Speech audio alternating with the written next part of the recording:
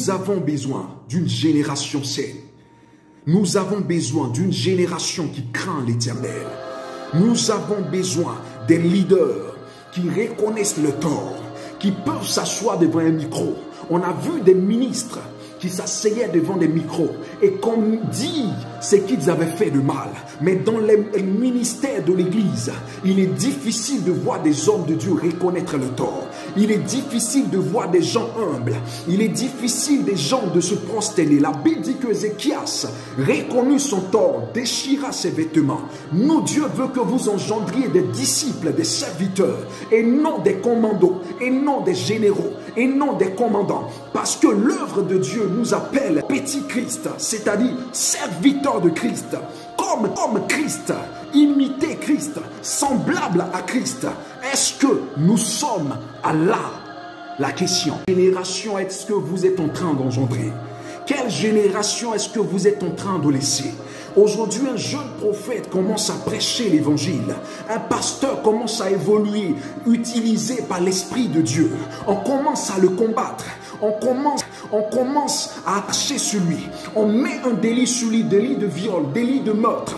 Tout ça pour ne pas qu'il progresse. Or, tout ça, c'est la mission de Christ. L'Église n'est plus à Christ, mais à des leaders. Changer cette mentalité. Il faut mettre l'hypocrisie de côté.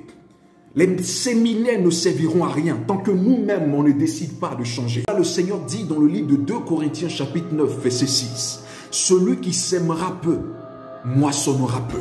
Tout planteur qui sème du riz ne peut récolter du café. Qui sème du café ne peut récolter du cacao. » C'est pour cela la Bible dit que celui qui sème peu, moissonnera peu. Mais celui qui sèmera beaucoup, moissonnera abondamment. C'est pour cela que Jésus maudit le figuier. Parce que la Bible dit, voyant le figuier, il s'en approcha. Il ne trouva que des feuilles. Dans le livre de Matthieu, chapitre 21, le verset 19. Il ne trouva que des feuilles. Alors il lui dit, que jamais de fruits ne naissent de toi. Et à l'instant, la Bible dit, à l'instant, le figuier sécha. En réalité, Dieu a maudit le figuier et non les fruits. La malédiction ne venait pas des fruits, mais la malédiction venait des figuiers. Parce que le figuier engendrait en ce moment. La vraie révélation, c'est pas que le figuier n'apportait rien. La vraie révélation que l'Église n'a pas compris est que le figuier apportait. C'est pour cela qu'il s'approcha. Sinon Jésus pouvait déjà savoir que le figuier n'apportait pas. Mais il s'approcha parce que le figuier avait pour habitude de donner. Alors, je ne sais pas si vous me comprenez. Là où Jésus en avait besoin, c'est pour cela on dit, il lui dit que jamais de fruits ne naissent. Ce qui veut dire, ce arbre apportait des fruits, mais des aigles, des prophètes qu'on ne voit plus dans l'humilité, les prophètes qu'on ne voit plus dans la consécration. Ils sont habitués à manger que de se consacrer. Des prophètes qui font plus de bruit, comme le figuier que Jésus a vu. Il ne voyait que les feuilles. Or, le figuier pensait qu'il était arrivé à un stade.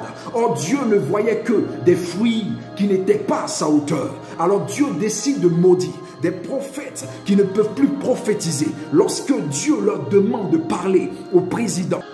Alors Dieu décide d'éliminer les fils du sacrificateur Élie parce qu'il voyait que cette génération serait une génération foutue. Parce que Dieu se choisit des maîtres afin d'impacter une génération.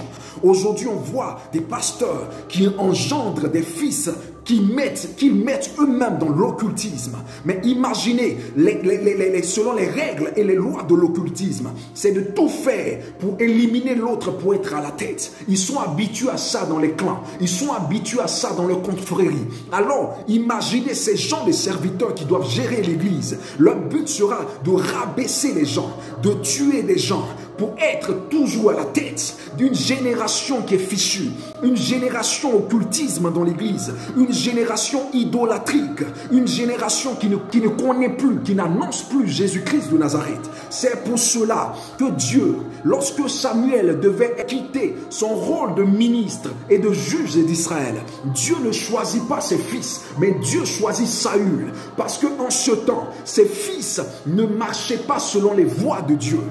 Il était en train de vivre ce que son père, Élie, avait vécu dans son passé. Pourquoi? Parce que les gemmes du Père étaient dans les gemmes du Fils.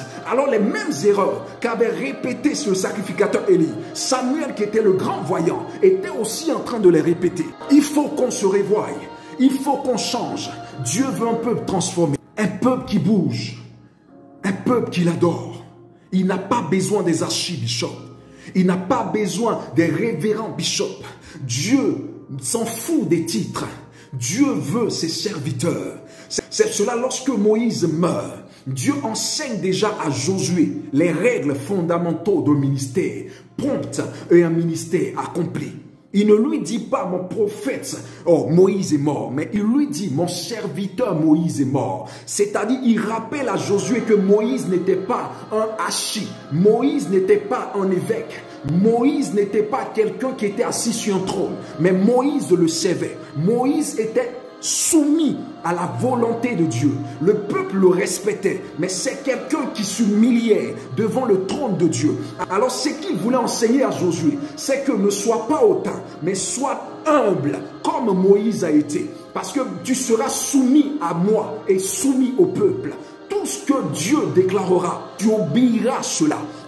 Et non le contraire. Alors, est-ce que nous avons entendu ce message?